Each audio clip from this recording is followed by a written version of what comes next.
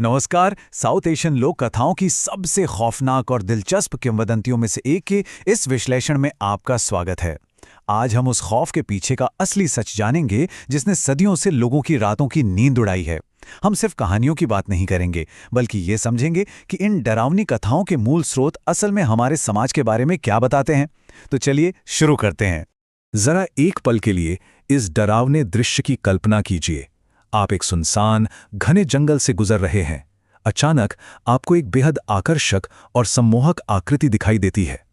सब कुछ सामान्य लगता है, लेकिन जैसे ही आपकी नजर नीचे जाती है, आपके रोंगटे खड़े हो जाते हैं। उसके पैरों की उंगलियां पीछे की तरफ मुड़ी हुई हैं और एड़ियां आगे की ओर हैं। रूह कंपा देने वाला नजारा है ना? ये सिर्फ एक कहानी नहीं, बल्कि लोक कथाओं का वो डरावना सच है जो पीढ़ियों से लोगों को डराता आ रहा है। अब सवाल यह है कि चुड़ैल असल में है क्या? दिलचस्प बात यह है कि यह सिर्फ कोई डरावना राक्षस नहीं है जिसका मकसद महज डराना हो। मूल रूप से यह एक बेहद दुखद आत्मा है जो इस प्राकृतिक दुनिया से बंधी हुई है। कई स्रोत बताते हैं कि इन्हें अक्सर पेड़ों से चिपके रहने वाली आत्माओं के रूप में देखा जाता है। मतलब यह कोई साधारण प्रेत नहीं है, बल्कि किसी गहरी अनकही पीड़ा का नतीजा है। खंड 1, किंवदंती का खुलासा। आइए इस अलौकिक खौफ की संरचना को थोड़ा करीब से समझते हैं।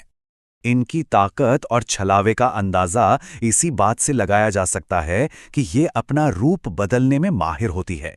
ये अपने असली भयानक रूप को छुपाने के लिए एक बेहद सुंदर महिला का वेश धारण करती हैं। अनजान शिकार आसानी से इनके झांसे में आ जाता है और फुसलाकर जंगलों या पहाड़ों में ले जाया जाता है, और फिर वे उसकी पूरी जीवन शक्ति चूस लेती हैं। एक हट्टा कट्टा स्वस्थ युवा इंसान देखते ही देखते एक कमजोर बूढ़े व्यक्ति में बदल जाता है, बिल्कुल किसी खौफनाक सपने की तरह। अब आप सोच रहे होंगे कि ये आत्माएं मिलती कहाँ हैं? खैर, ये कोई आम ठिकाने नहीं चुनती। ये उन सुनसान जगहों पर भटकती हैं जो दो दुनियाओं के बीच की कड़ी होती हैं, जीवन और मृत्यु, या पवित्रता और क्षय के बीच के स्थान, जैसे कि शमशान, वीरान युद्ध के मैदान, चौराहे या फिर बस घरों की दहलीज। ये सभी स्थान इस बात का बेहतरीन उदाहरण हैं कि कैसे ये पारलौकिक सीमाओं पर छिपकर अपने शिकार का इंतजार करती हैं।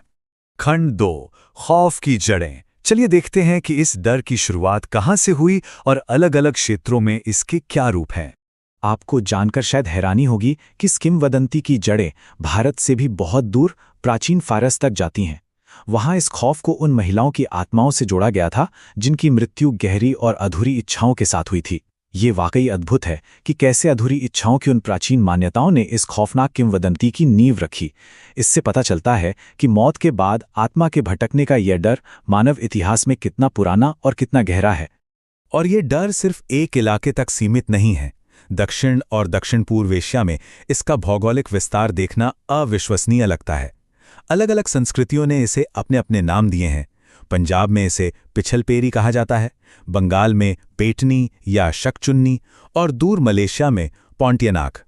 नाम भले ही बदल गए हों, लेकिन एक अप्राकृतिक मौत मरने वाली महिला की आत्मा का वो खौफ, वो हर जगह बिल्कुल एक समान है।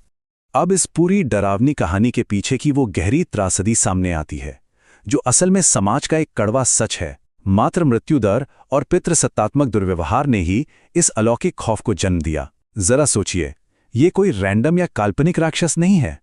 ये उन महिलाओं की आत्माएं हैं जिन्होंने अपने जीवन में बेहद दर्दनाक, अनुचित परिस्थितियों और अत्याचारों का सामना किया। प्रसव के दौरान मौत या ससुराल वालों का जुल्म, यही वो चीजें थी जिन्होंने उन्हें इस श्राप में धकेल दिया।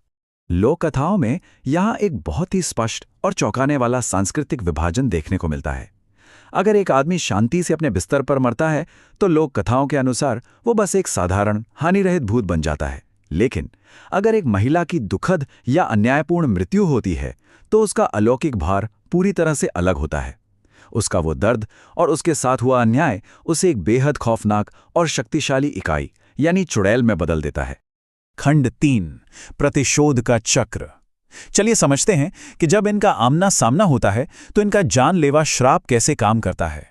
इनका प्रतिशोध कोई अंधी हिंसा नहीं है, यह बहुत ही सटीक, कैलकुलेटेड और व्यक्तिगत बदला होता है। अगर कोई महिला ससुराल वालों के अत्याचारों का शिकार होकर मरी है तो वो सबसे पहले उस परिवार के सबसे छोटे और कमजोर पुरुष को निशाना बनाती है। उसके बाद एक एक करके पूरे परिवार का विनाश कर देती है। ये सिर्फ डराने के लिए नहीं है, ये एक ऐसा न्याय है जो कब्र के पार से किया जा रहा है, उन लोगों के खिलाफ जिन्होंने उसे जीते जी दर्द दिया। खंड 4 अंधेरे से बचाओ। डरे हुए समुदायों ने इस खौफ से बचने के लिए क्या उपाय खोजे, आइए जानते हैं। इस पूरे विश्लेषण का सबसे गहरा, सबसे महत्वपूर्ण निष्कर्ष यही है, अलौकिक खौफ से बचने का रास्ता किसी तंत्र मंत्र में नहीं, बल्कि बुनियादी मानवीय सहानुभूति और प्रसव पूर्व देखभाल में छिपा है। संक्षेप में कहें तो इन डरावने परिणामों से बचने का सबसे सटीक और असरदार उपाय यही था कि महिलाओं को वो सम्मान और वो देखभाल दी जाए जिसकी वे हकदार हैं। कितनी बड़ी बात है ये। हालांकि जब देखभाल और रोकथाम के तरीके विफल हो जाते थे तो डरे हुए समुदायों ने चरम अनुष्ठानों का सहारा लिया। संदिग्ध महिलाओं का शवों को एक विशेष तरीके से, कभी-कभी उल्टा दफनाया जाता था ताकि वो वापस ना आ सकें। तमिल संस्कृति में पुजारियों द्वारा विशेष बलियां दी जाती थीं और यहाँ तक कि उसे दूर रखने के लिए गांवों के आसपास बड़े पत्थरों की संरचनाएं भी बनाई जाती थीं। ये दिखाता है कि उस दौर के लोगों के दिलों में इसका कितना गहरा खौफ बैठा हुआ था। खंड 5 दानव का पुनर्निर्माण। आधुनिक मीडिया और समाज आज इस किंवदंती को किस नजरिए से देखता है? समय के साथ इस कहानी में बहुत बदलाव आया है। क्लासिक लोक कथाओं से लेकर आधुनिक सिनेमा तक के सफर में ये इकाई अब मुख्य भूमिका में आ गई है। शुरुआती दौर में रविंद्रनाथ टैगोर जैसे महान साहित्यकारों की रचनाओं से निकलकर 90 के दशक की हॉरर फिल्मों तक और अब बुलबुल जैसी आधुनिक फिल्मों में ये किंवदंती लगातार विकसित हो रही है। अब ये सिर्फ डराती नहीं है, बल्कि बड़े पर्दे पर अपना न्याय मांग रही है।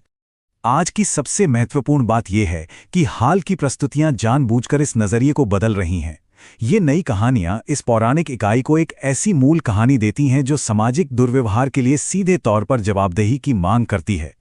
अब वो सिर्फ एक संवेदनहीन, डराने वाला दानव नहीं है, बल्कि पितृसत्तात्मक हिंसा और अन्याय के खिलाफ एक सशक्त नारीवादी आवाज बन चुकी है। ये एक बहुत ही पावरफुल शिफ्ट है। जैसे जैसे हमारी ये चर्चा समाप्त होती है, जरा इस विचारोत्तेजक सवाल पर गौर कीजिएगा। क्या ऐसा हो सकता है कि जिन राक्षसों से हम सबसे ज्यादा डरते हैं वे और कुछ नहीं, बस वे दर्पण हैं जो मानव इतिहास के सबसे काले हिस्सों और हमारे अपने अपराधबोध को दर्शाते हैं? क्या ये लोक कथाएं हमारे ही समाज की विफलताओं की याद दिलाती हैं? ये वाकई सोचने पर मजबूर कर देने वाली बात है।